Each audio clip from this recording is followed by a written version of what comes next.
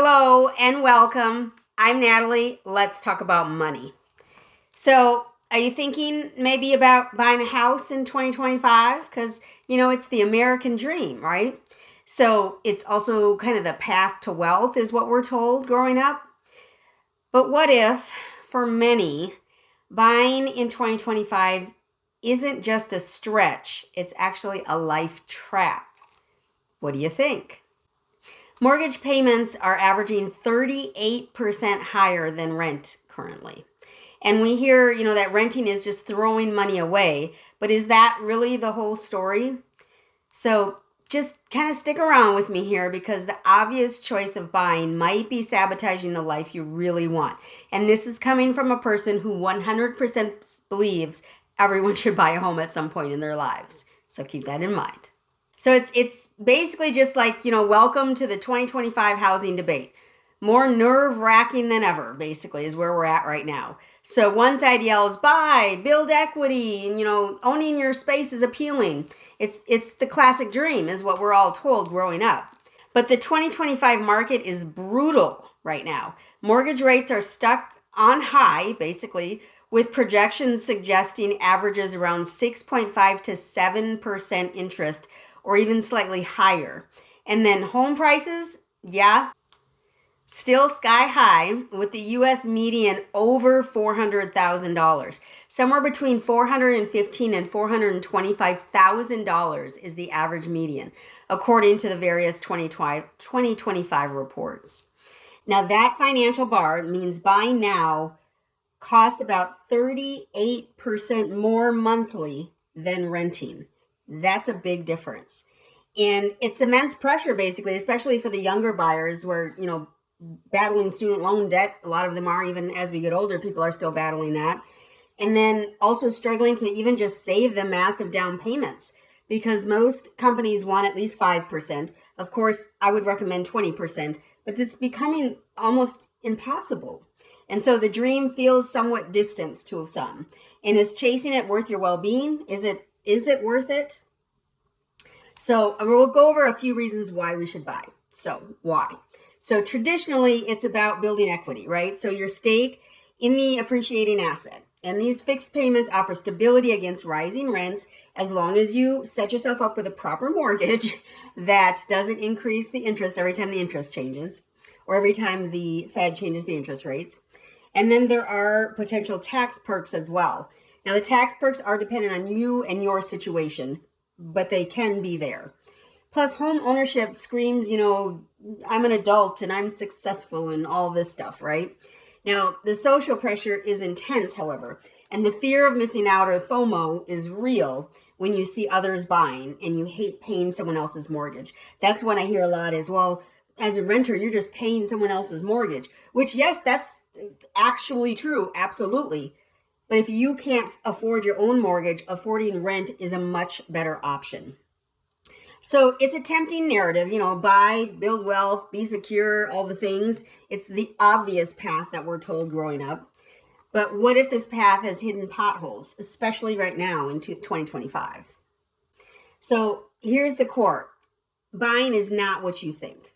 The buy basically can blind you to how home ownership might sabotage the life you actually want to live, especially now with these increased prices, increased interest, increased grocery bill. Everything has increased, so it can be crazy. And so first, there is the issue of flexibility. So renting basically means freedom to move your jobs or move for lifestyle changes almost whenever you want. Now, of course, you can't just keep breaking leases one after the other, but you can get short-term leases that'll allow you that freedom to go on trips or move to a different job if you need to. And selling a house, well, it can be costly because you're paying, now as sellers, we're paying both agents. If the buyer has an agent and you have an agent, you're paying both of those commissions. And it's also a slow process. It's not going to happen overnight. It might not happen in a month. The average time to sell is growing as we speak. So that stability of owning can actually feel like an anchor, complicating dream jobs or travel or other plans that you may have or may want to have. And then, of course, there's the maintenance stress. This is a big one because maintenance on a home can be very expensive. The older the home, probably the more chances you're going to have higher maintenance costs. So when you own the home, you're the landlord, so you're responsible. So the leaky faucets, the broken appliances, the endless yard work, the leaky roof, it's all yours to take care of. You're responsible. So they're saying that you can expect to spend about 1% of your home's value yearly on upkeep, just to keep it moving and keep it working for you. So for a $400,000 house, which again, $400,000 is what they're saying is the median value of a home. So for a $400,000 house, that's $4,000 extra per year that you're spending just on, the extra maintenance or the extra stress that can be related to maintenance. So of course, this is going to eat into your time and your money naturally, especially if you don't have an emergency fund. You should always have an emergency fund, at minimum 6-month emergency fund before you buy a home, because there's no time like the present to have an emergency fund, because if something happens, most bad things that happen to a house are going to cost more than $1,000. Let's just be honest. So have a 6-month emergency fund ready for you when you go to buy a home. And then also you do want to consider the financial strain limiting life experiences. So, you have the huge down payment, at least 5% for most banks. And then also the mortgage payments, which can, drain your savings, or meaning it could mean you don't get to go to school, or you don't get to start a new business, or you don't get to travel, or, you don't get to have big family vacations or a big 80-inch TV in your living room or what have you. And so what could that money be doing for you instead of going into expenses for a home?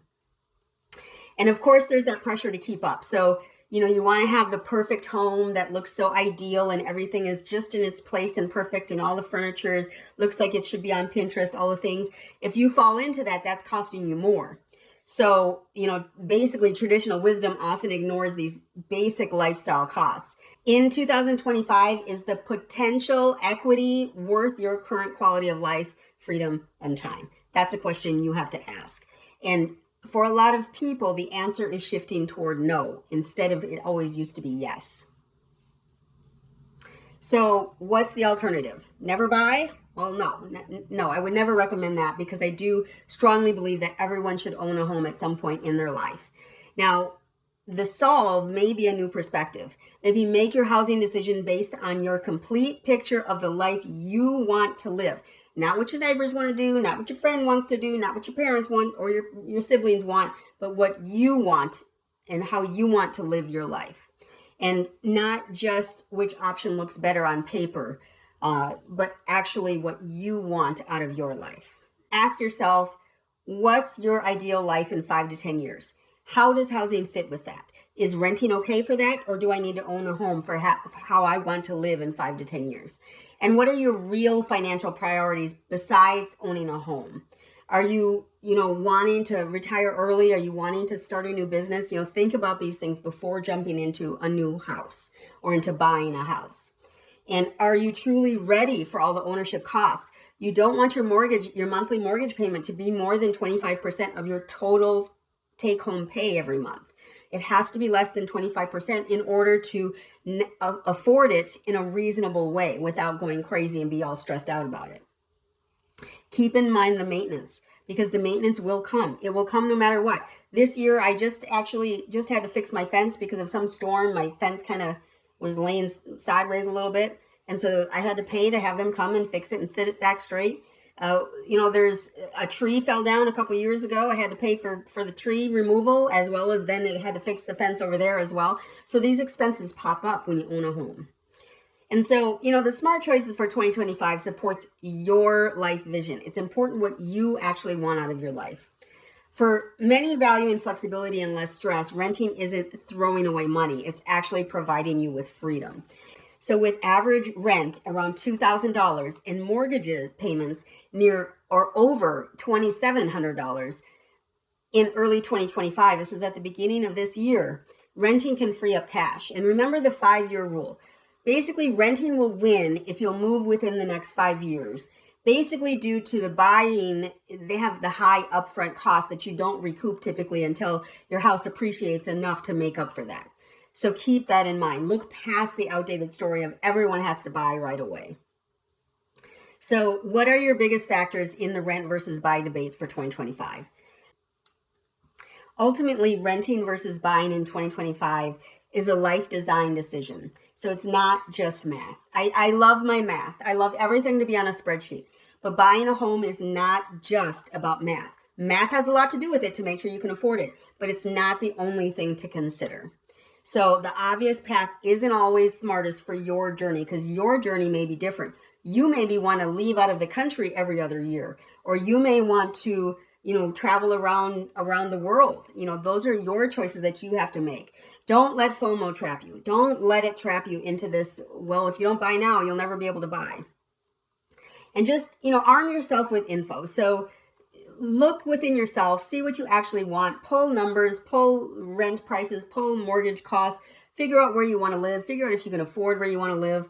Choose what's best for you and what aligns with your values, your dreams, and most importantly, your happiness. So you want to make the choice thoughtfully and make it yours. Make it all about you.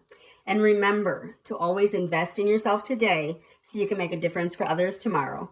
And give the video a big thumbs up. Leave a comment down below. Be sure to subscribe. When you subscribe, you should hit the bell so that you know when the next video comes out. I thank you so much.